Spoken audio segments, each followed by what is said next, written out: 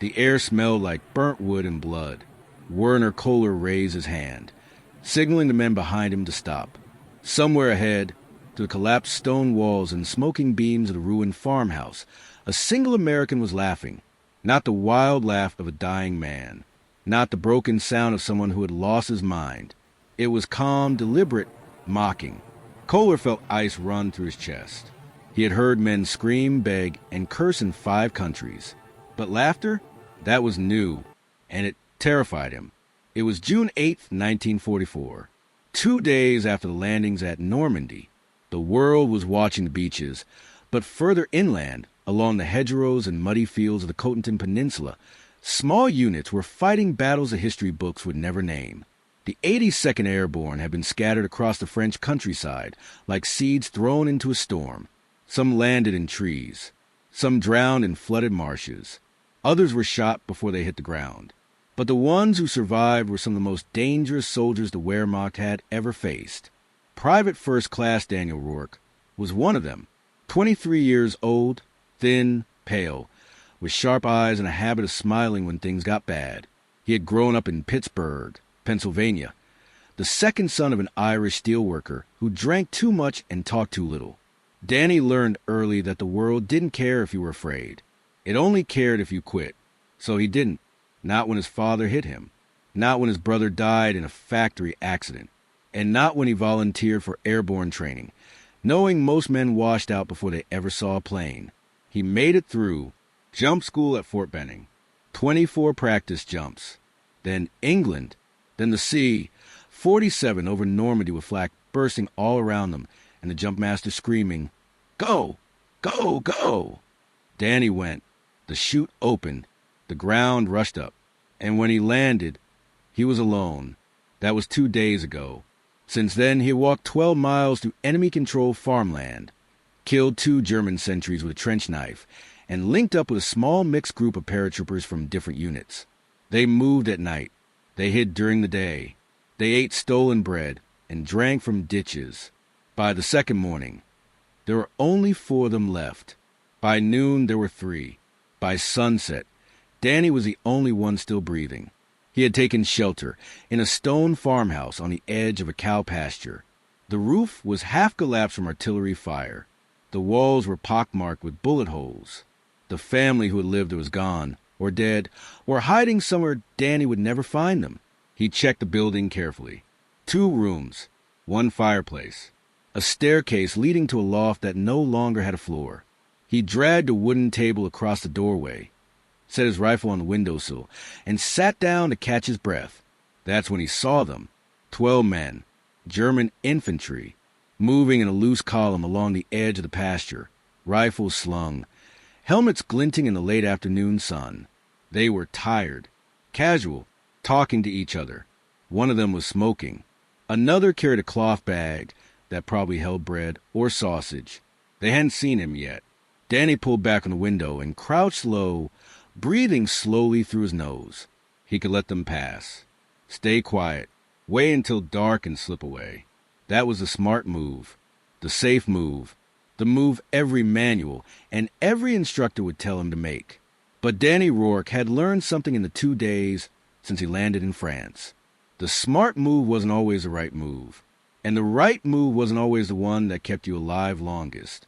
Sometimes you had to do something that made no sense at all, something reckless, something that turned the other man's confidence into confusion. He picked up his M1 Garand and checked the clip. 8 rounds. Full. He had 2 more clips in his pocket. That made 24 bullets total. He counted the Germans again through a crack in the wall. 12. If they spread out, he wouldn't be able to hit more than half. If they charged all at once, he'd be dead in seconds. But if he could make them hesitate, make them afraid, make them think there were more Americans in the building than just one exhausted paratrooper with no backup and no plan, then maybe, just maybe, he could survive long enough to matter. He stood up, stepped to the window, and fired. The first shot hit the German with the cigarette in the center of his chest. He dropped without a sound. The others froze for half a second, head snapping toward the farmhouse, eyes wide, mouths open. Danny fired again. And again. 2 more men went down before the rest scattered. diving behind a low stone wall 30 meters away. Voices shouted in German. Orders. Panic. Confusion. Danny ducked below the window as return fire shattered the glass above his head and punched fist-sized holes through the stone. He crawled to the other side of the room and looked out through a different gap in the wall. The Germans were regrouping. One of them, an older man with sergeant stripes, was pointing toward the farmhouse and barking commands. Danny could see the fear in their faces. They thought they were walking into a trap.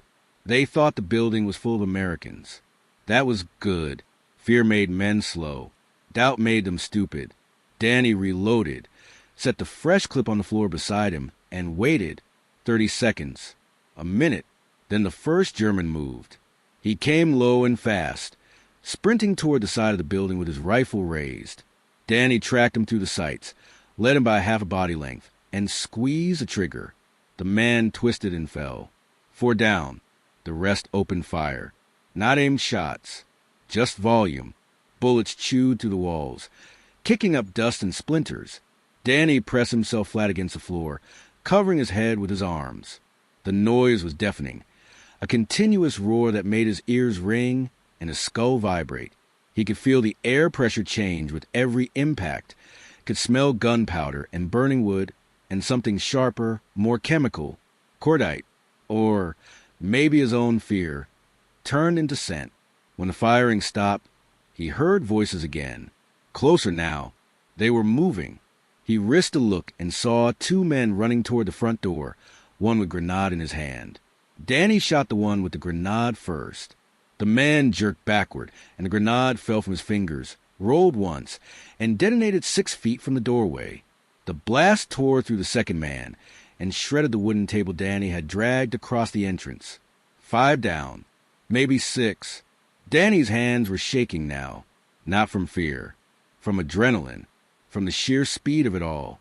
He had been in combat for less than 3 minutes, and half the enemy was dead or wounded, but the other half was still coming, and they weren't running away. They were getting smarter. He heard boots crunching on gravel, whispers, a metallic click, another grenade. This time it came through the side window and bounced across the floor, spinning like a top.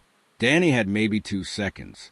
He lunged forward, grabbed it, and threw it back out the window in one motion. It exploded in midair, and someone screamed. That's when he started laughing. He didn't plan it. It just came out, a short, sharp bark of laughter that echoed to the ruined farmhouse and out into the pasture beyond. It wasn't funny.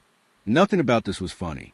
But something inside him, some part of his mind that had been holding on too tight for too long, finally let go. And once it started, he couldn't stop. He laughed as he reloaded, laughed as he moved to the next window, laughed as he fired twice more and saw another German fall. It was insane. It was reckless. It was the last thing any soldier should do in the middle of a firefight. But it worked, because the Germans heard it, and they hesitated. Werner Kohler heard it, too. He was crouched behind the stone wall, breathing hard, trying to think. He had started the day with 12 men. Now he had 6, maybe 5. He wasn't sure if Dietrich was alive or just unconscious behind the wall. The American in the farmhouse was supposed to be alone. That's what the scouts had said.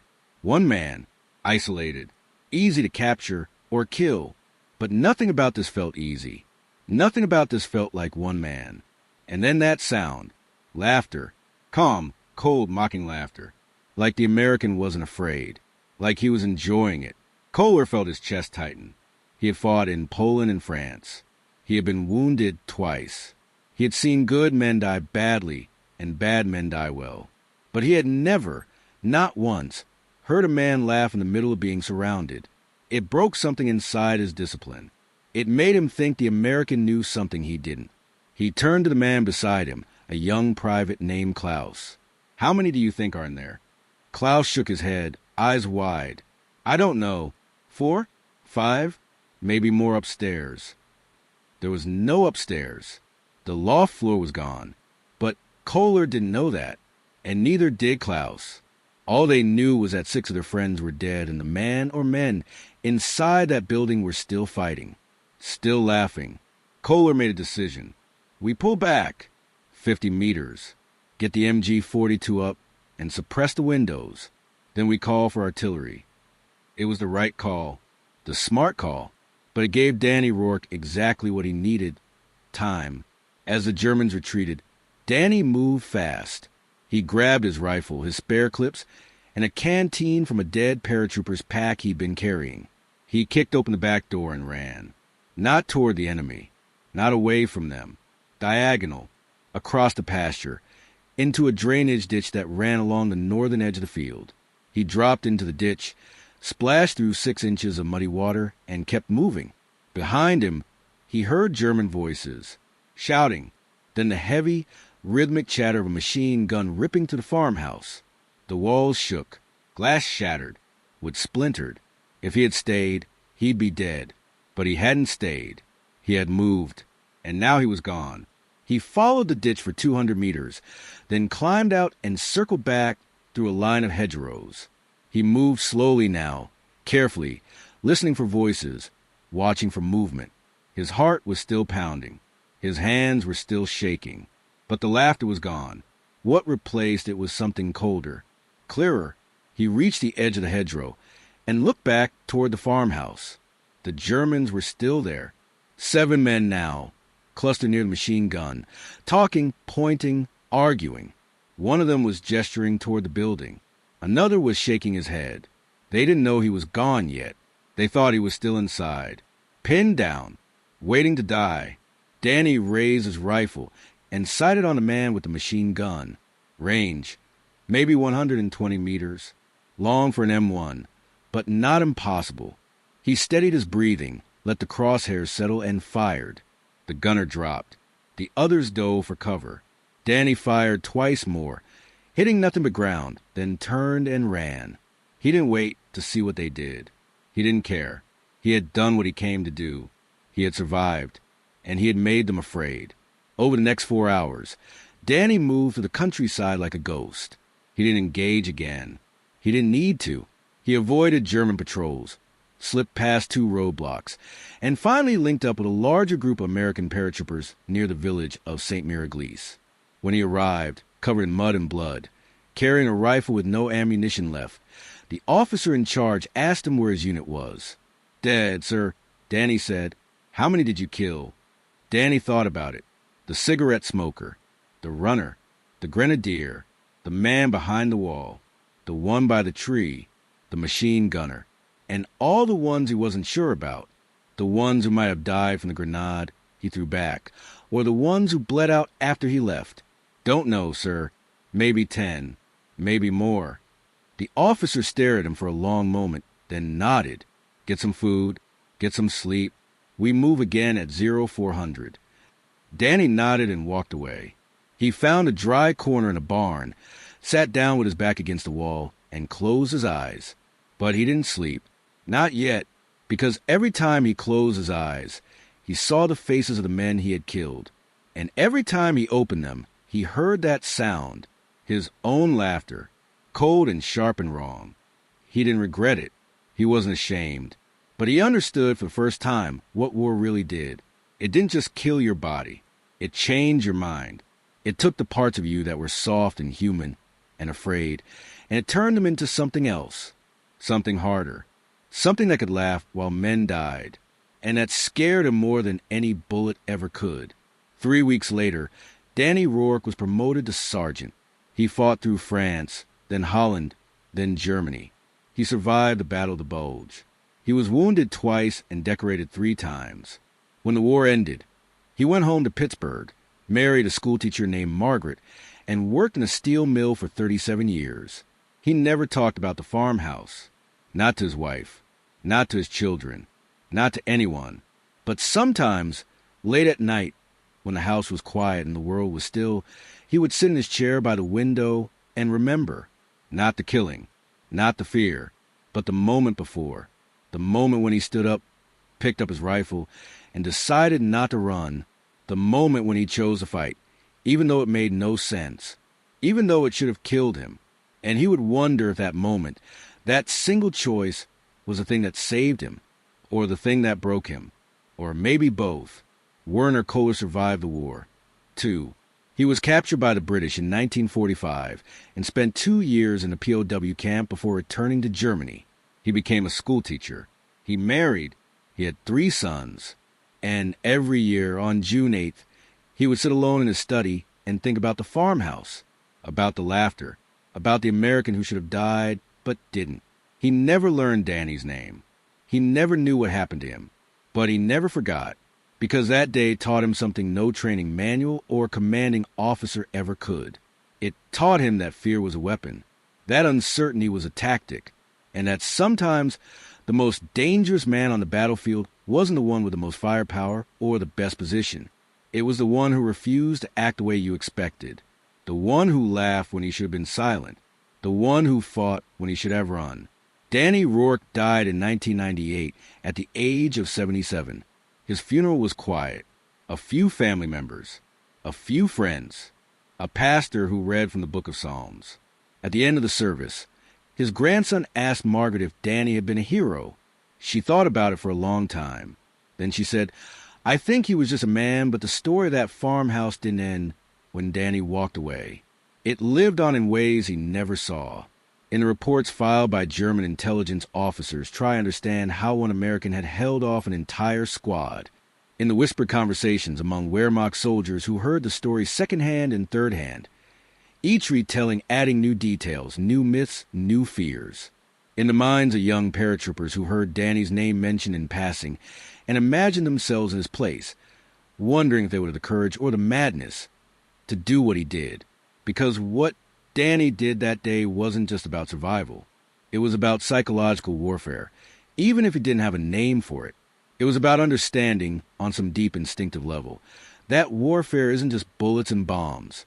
It's also perception, expectation, the story you tell with your actions, and the story the enemy tells themselves when they try to make sense of what just happened. The Germans expected fear. They expected hesitation. They expected a young American soldier, alone and outgunned, to either surrender or die quickly. What they got instead was laughter. And that single unexpected sound rewrote the entire encounter in their minds. It made them second-guess everything. It made them think they were walking into a trap. It made them slow, cautious, afraid. And in combat, fear is as deadly as any bullet. The farmhouse became part of local legend. French civilians who returned to the area after the liberation found 26 spent shell casings inside the building. 26 shots fired from Danny's M1 Garand. They found blood on the stone wall outside. They found German equipment scattered across the pasture. Helmets, rifles, gas mask canisters, a single boot with the laces still tied. They found scorch marks from the grenade blast near the door, and bullet holes so numerous the eastern wall looked like it had been attacked by termites. One old farmer, a man named Claude Bernier, walked through the ruins 3 weeks after battle and tried to imagine what had happened. He had lived through the First World War. He had seen trenches and gas attacks and men driven mad by artillery. But this was different. This was small, personal, 1 man against 12. And somehow, impossibly, the one man had won. Claude stood in the center of the farmhouse, looked up at the sky through the collapsed roof, and said a prayer, not for the Germans, not for the American, but for all of them, for every soldier who had ever stood in a place like this, with no good choices and no way out, and decided to fight anyway. Back in the United States, the story reached the press in a distorted form. A journalist embedded with the 82nd Airborne heard about the laughing paratrooper and wrote a short piece for Stars and Stripes. The details were wrong. The journalist claimed Danny had killed 30 Germans, not 10 or 12. He said Danny had held the position for 6 hours, not 20 minutes. He said Danny had been awarded the Medal of Honor, which wasn't true. Danny received a Silver Star, a significant honor, but not the nation's highest. Still, the story spread. It appeared in hometown newspapers across America. Danny's mother, Margaret Rourke, read it in the Pittsburgh Post-Gazette while sitting at her kitchen table, tears streaming down her face. She didn't know if her son was alive or dead. She hadn't heard from him in 3 weeks. But she read the story and thought, that sounds like Danny. That sounds exactly like him. She was right, because the laughter, the defiance, the refusal to quit, Those weren't things the war gave Danny.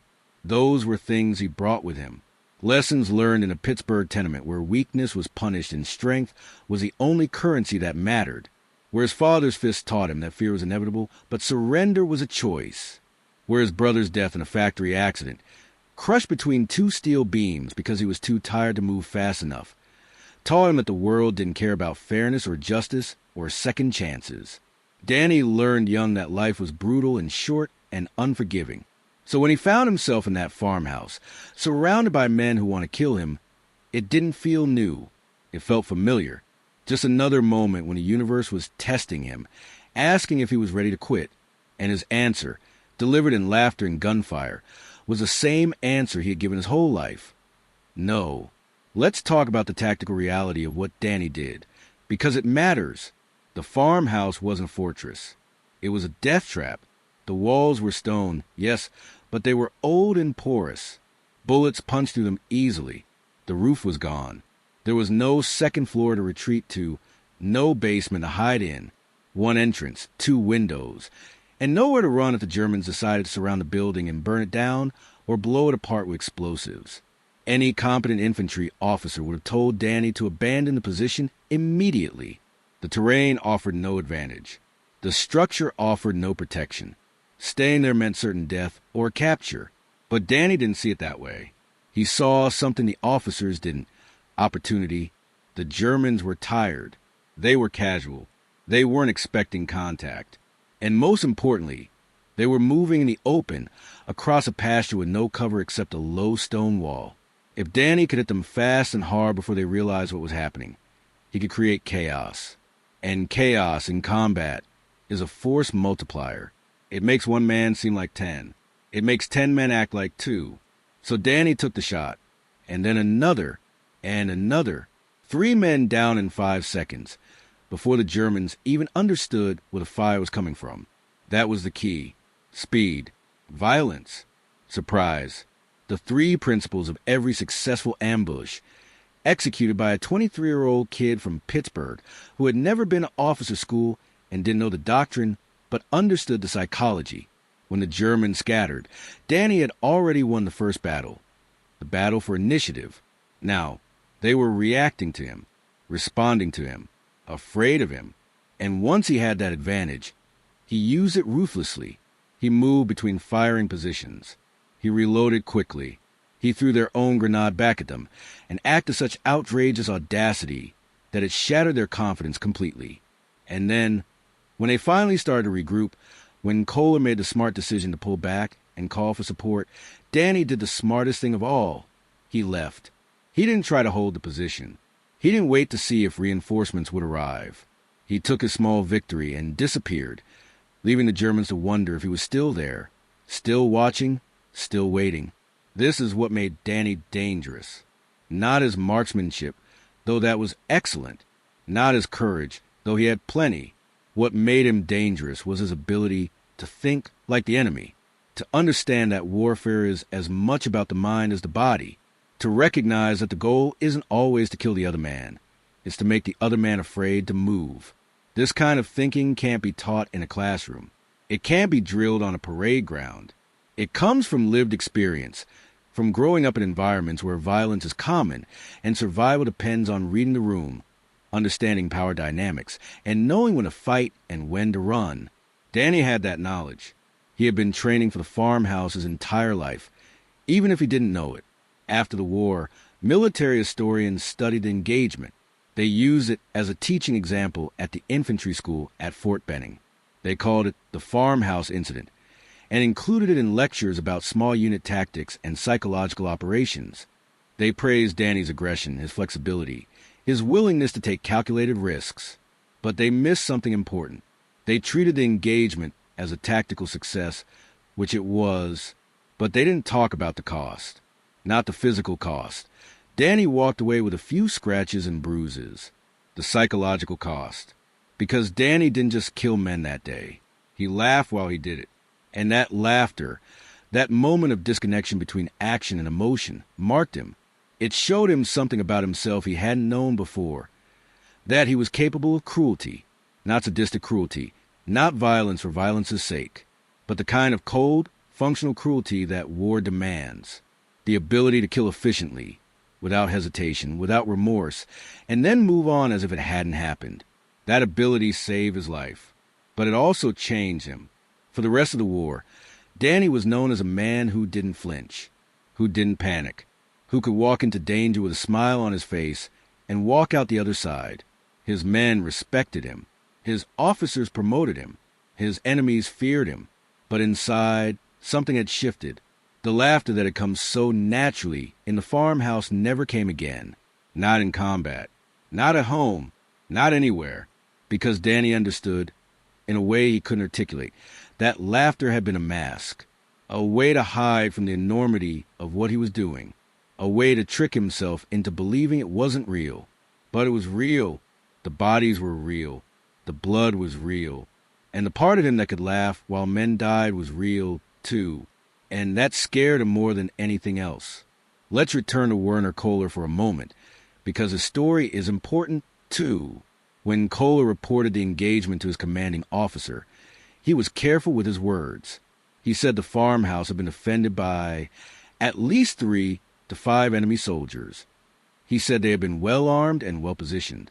He said his squad had inflicted heavy casualties before withdrawing to avoid encirclement. None of that was true, but Kohler wasn't lying to cover his failure. He was lying because the truth was too strange, too humiliating, too psychologically destabilizing to put in an official report. How could he explain that one American, laughing like a lunatic, had killed or wounded half his squad? How could he explain that trained German soldiers, men who had fought in Poland and France and Russia, had been driven back by a single paratrooper? He couldn't, so he changed the story, made it make sense, turned chaos into logic, and in doing so, he proved something Danny had understood instinctively. The story we tell about a battle is often more important than the battle itself. Kohler's false report was accepted without question. It was filed, archived, and forgotten, but the psychological impact on Kohler himself was permanent. For the rest of his life, he remembered the sound of that laughter, the way it had cut through the gunfire and the shouting and the screams, the way it had made him feel small, powerless, and afraid. He never told anyone about it, not his wife, not his sons, not the other veterans he met at reunions in the 1960s and 70s. It was too shameful, too raw, but it lived inside him, a secret wound that never healed, a reminder that courage is fragile and fear is contagious. Now let's talk about what the farmhouse engagement teaches us, because this is the heart of the story. This is a lesson. War is not fair. It is not heroic. It is not glorious. War is chaos and fear and split-second decisions made by tired, scared people who are doing their best not to die.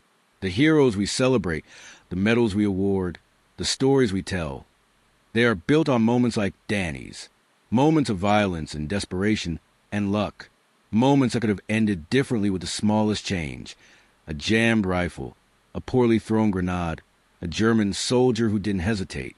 Danny survived because he was good, but he also survived because he was lucky, and understanding the difference between those two things is critical. We want to believe that courage and skill and determination are enough, that the good guys win because they deserve to, that justice and righteousness triumph over evil. But the farmhouse teaches us something harder, something truer.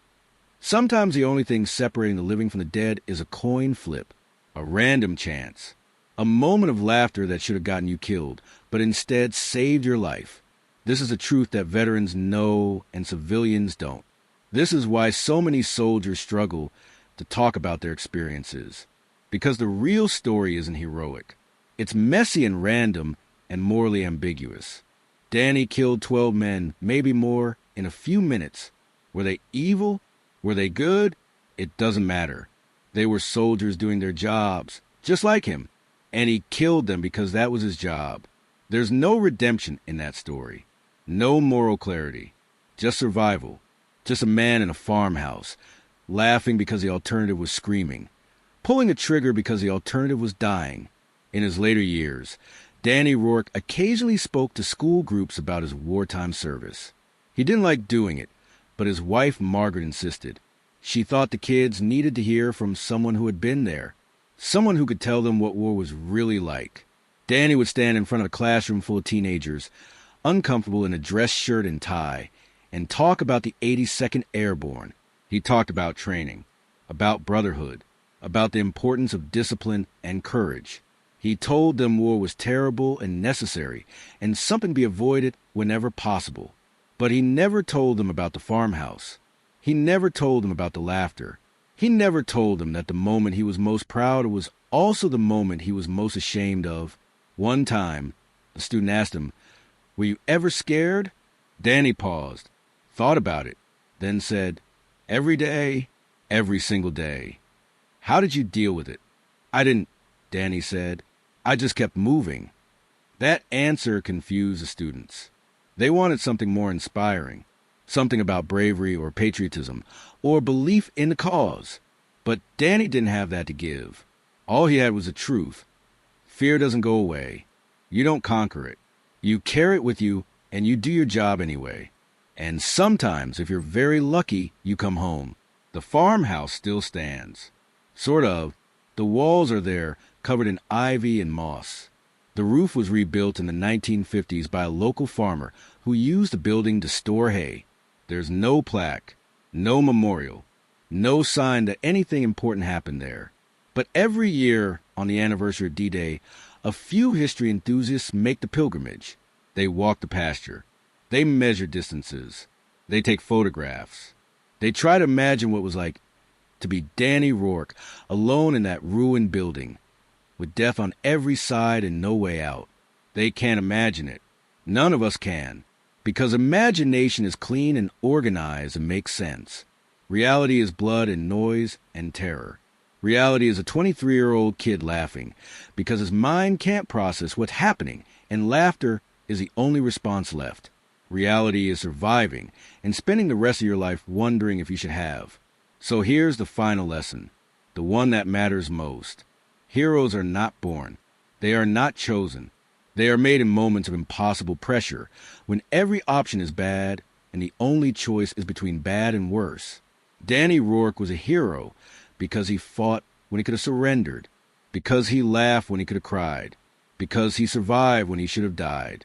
But he was also just a man, flawed, frightened, and human, the same as the Germans he killed, the same as every soldier who has ever picked up a rifle and walked into danger.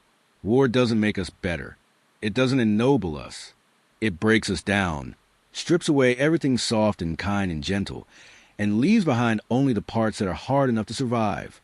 And if we're lucky, when the war is over, we find a way to rebuild, to be human again, to laugh without it meaning death. Danny Rourke found that way. It took him years. It took Margaret's patience and his children's love and the slow, grinding passage of time. But he found it, and that, more than anything he did in France, is what made him a hero. Not the killing, not the courage, but the refusal to let the war have the last word. The determination to keep living, keep loving, keep being human, even when the world had shown him just how inhuman it could be.